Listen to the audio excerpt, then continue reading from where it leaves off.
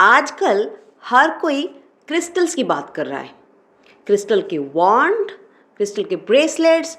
तो do crystals really work? If yes, कैसे जानेंगे इस वीडियो में।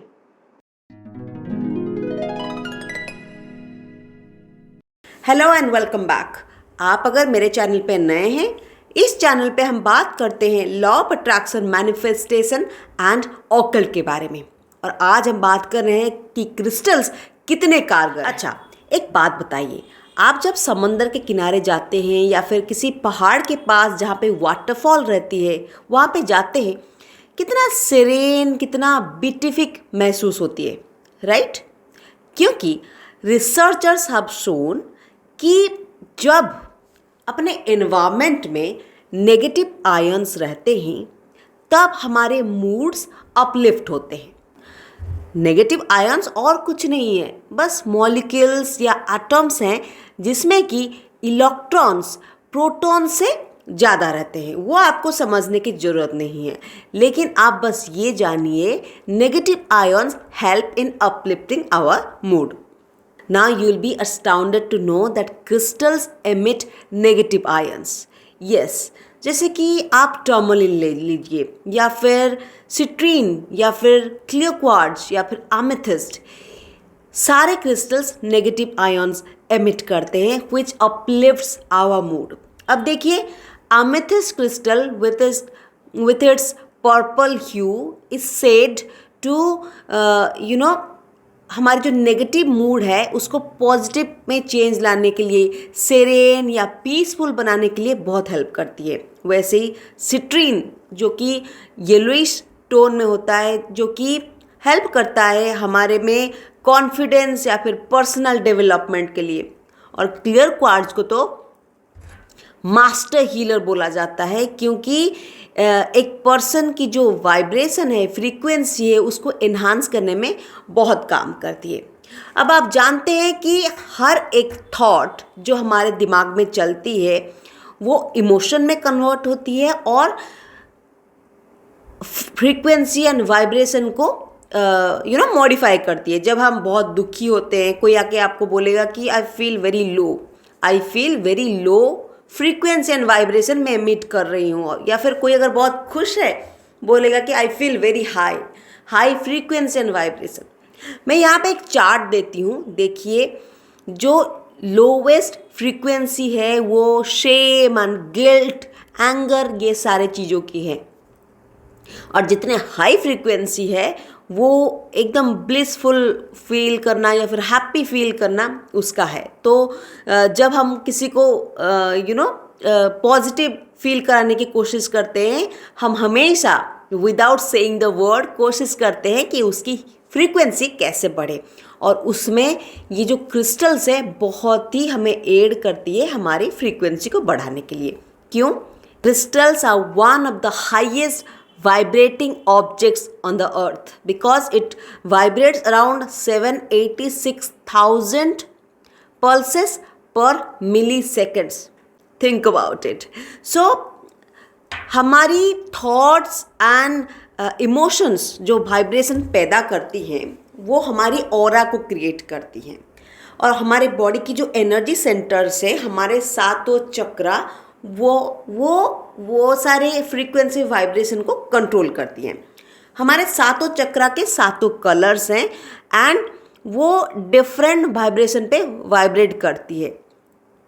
जब हमारी frequency and vibration for a considerable period of time low रहती है, हमारे चक्रास में ब्लॉकेजेस क्रिएट होते हैं and eventually it leads not only to physical elements but also many blockages, say emotional relationship blockages, financial blockages in our life.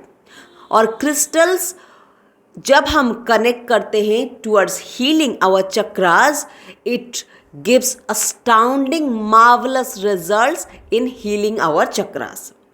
Now आप ये question पूछेंगे, ये एक न्यू कॉन्सेप्ट है या फिर ये in the past, in our history it was there?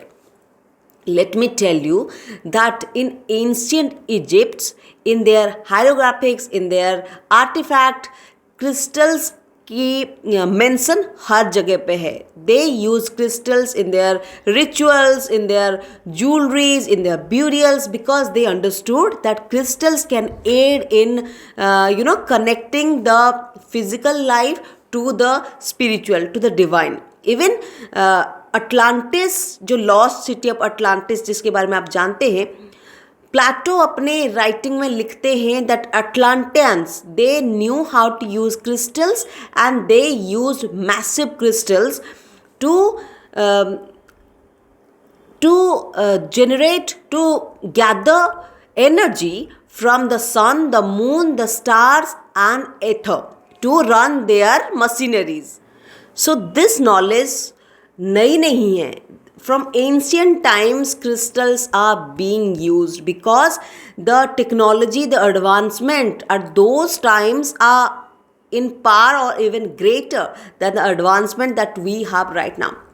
And one more thing, आप अगर scientific context को देखें, one of the greatest scientists of all time is Nikola Tesla ji, and वो अपने साइंटिफिक एक्सपेरिमेंट्स में क्रिस्टल का यूसेज एक्सटेंसिवली किए हैं.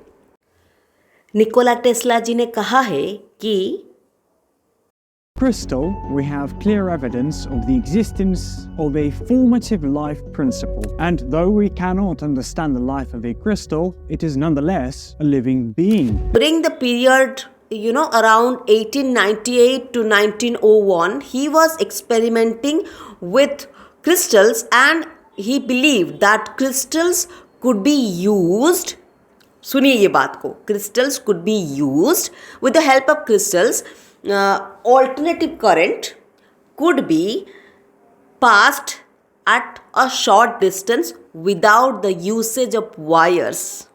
Because हम जानते हैं कि निकोला टेस्ला जी हमेशा he thought ahead of his time and he even made a presentation to the investors. He also believed that crystals को यूज़ करके हम इंफॉर्मेशन ट्रांसफ़र कर सकते हैं. We could use radio waves using the crystals. Though at his time he did not get the supporter of investors, but his extensive research is the framework, is the founding stone जिस पे आज के silicon crystals हम computers में use करते हैं. And quartz crystal को हम वॉचेस में यूज़ करते हैं. क्वार्ट्ज क्रिस्टल को रेडियो वेव्स फ्रीक्वेंसी को भेजने में, एनहांस करने में हम यूज़ करते हैं. So the usage of crystals has been extensive throughout history and now also. So yes, crystals do work. आप जब क्रिस्टल्स खरीदेंगे हमेशा ऑथेंटिक सोर्सेज से खरीदें, क्योंकि आपको बहुत सारे फेक क्रिस्टल्स भी मिल जाएंगे. That is our topic for another time, but I hope now आपका कॉन्सेप्ट क्लियर हो गया कि क्रिस्टल्स एक्चुअली डू वर्क.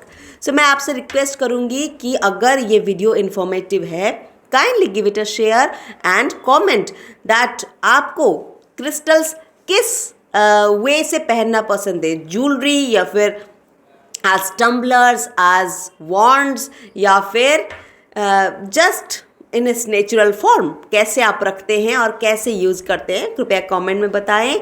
और किस रिगार्डिंग आप वीडियो देखना चाहते हैं वो भी बता सकते हैं. So I will see you in my next video. If you like the video please give it a share. It means a lot to me. I will see you in my next video. Until then, bye bye.